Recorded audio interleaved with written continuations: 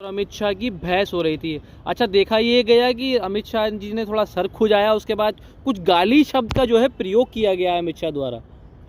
उन्होंने जिस तरीके के शब्द का प्रयोग किया कि सदन के अंदर, सदन को जिस तरीके से उन्होंने अपमानित करने का काम किया, वहां पर साले शब्द का प्रयोग किया अमित शाह ने।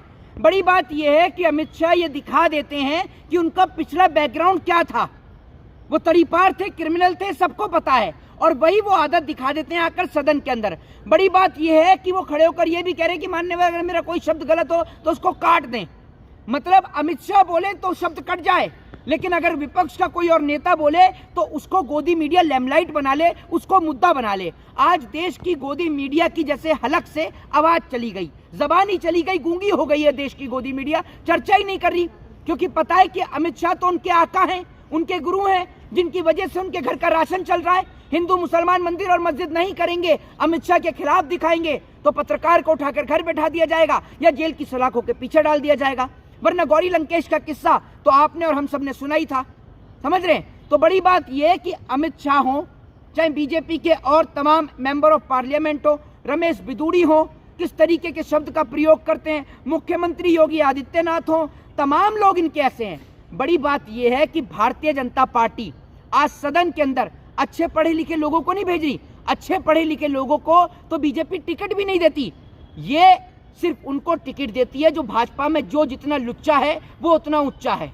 ये समझ लीजिए कि सदन माफी भी नहीं मांगी उन्होंने, खाली बोला कट कर दो, माफी भी नहीं मांगी। मैं आपको बताता रहा हूं, पहले ये डॉक्टर बाबा साहब भीमराव अंबेडकर का सदन में अपमान करते हैं, और अब भरी सदन के अंदर में कहते हैं कि साला चुनाव आयोग, मतलब चुनाव आयोग इनका साला हो गया, समझ रहे हैं, चुनाव आयोग इनका साला हो गया।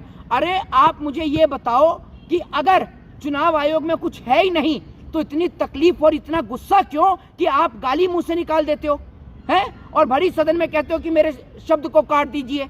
मतलब और किसी के शब्द तो कटते नहीं है, आपके शब्द कट जाएंगे। ये सदन है, ये आपका घर नहीं है जो आपके हिसाब से चलेगा। लोगों की आवाज को दबाने के लिए आप लोगों को उठवाकर जेल में तो डाल सकते हैं, ये काम तो आप भरपूर करते हैं, क्योंकि आज अगर कोई भाजपा की खिलाफत करे तो वो जेल की सलाखों के पीछे है। लेकिन देश के गृह मंत्री का क्या बैकग्राउंड है वो सबको पता है। देश के गृह मंत्री भरी सदन के अंदर साले शब्द का प्रयोग करते हैं, कोई देश की मीडिया चर्चा नहीं करती, कोई पेपर की हेडलाइन नहीं बनती, कोई न्यूज़पेपर में हेडलाइन नहीं आती, क्योंकि ये सारे के सारे गोदी मीडिया के लोग हैं, सरकार के चाटुकार और सरकार के दलाल लोग हैं, जो सरकार की सिर्फ वाहवाही को दिखाते हैं, सरकार की बुराइयों को नहीं दिखाते। यही शब्द का प्रयोग अगर गलती से अमित शाह की जगह पर राहुल गांधी कर देते तो पूरे देश की गोदी मीडिया का टॉपिक सिर्फ यही रहता कि राहुल गांधी ने सदन में दी गाली, बड़ी सदन में राहुल गांधी ने गाली दी। बहुत सारी मैडमें हैं जो तो इतना आग बबूला हो जाती हैं जैसे अमित शाह से या मोदी से सवाल नहीं करके उनके पिताजी से सवाल कर रहे हो, इतना मोदी जी को अपना डैडी मानती हैं। बड़ी बात यह है कि हमारे देश की गोदी मीडिया अमेरिका तक जाकर कवर कर सकती है, लेकिन भरी सदन में अगर गृह मंत्री गाली दे दें तो उस पर कोई चर्चा नहीं, कोई किसी तरीके की चर्चा नहीं।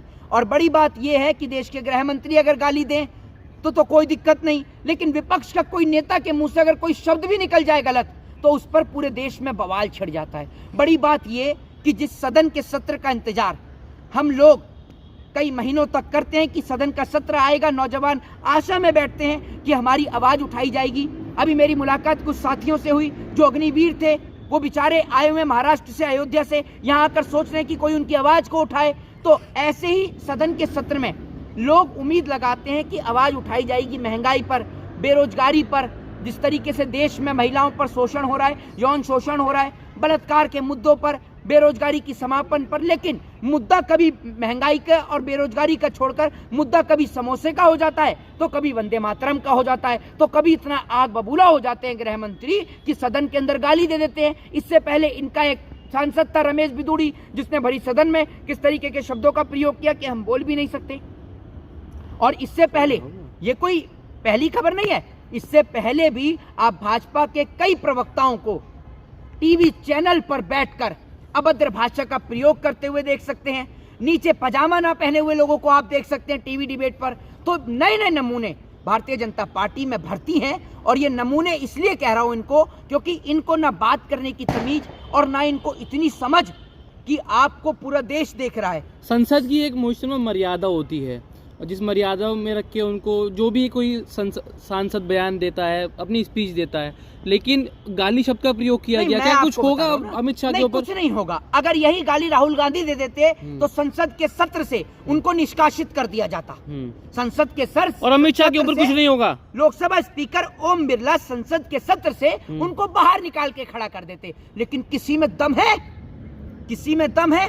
और बड़ी बात यह है कि सदन में भी टॉपिक तय किए जाते हैं कि आज इस टॉपिक पर बहस होगी। अभी सदन के अंदर मैं प्रियंका गांधी को सुन रहा था, तो प्रियंका गांधी ने बोला कि अमित शाह जी, पूरी भाजपा के लिए उन्होंने ये बोला कि एक दिन हम समय निकालेंगे, आप उसमें बोलिएगा आराम से, जितना आपको नेहरू जी की बुराई करनी है, नेहरू जी के बारे में बोलना है, एक दिन आप आराम से बोलिएगा, लेकिन बार बार आप सदन का समय खराब मत किया करिए नेहरू जी को बीच में लाके। और ये बात हकीकत है, सदन के अंदर जहां पहले वाजपेयी जी के टाइम का जो सदन हुआ करता था, मनमोहन सिंह जी के टाइम का जो सदन हुआ करता था, लाल बहादुर शास्त्री जी के टाइम का जो सदन हुआ करता था, उस सदन में आवाज देश के मुद्दों पर उठती थी। उस सदन में आवाज महंगाई पर, बेरोजगारी पर, गरीब के राशन पर, गरीब के उसके पेट भरने पर, गरीब के बच्चों पर, देश की सेना पर, इन चीजों पर बहस होती थी। आज सदन में बहस का मुद्दा या तो समोसा बचा है, या वंदे मातरम बचा है, या पाकिस्तान बचा है, या हिंदू मुसलमान बचा है, और नहीं कुछ बचता तो नेहरू निकल कर आ जाते हैं सदन के अंदर। चलिए, बहुत शुक्रिया।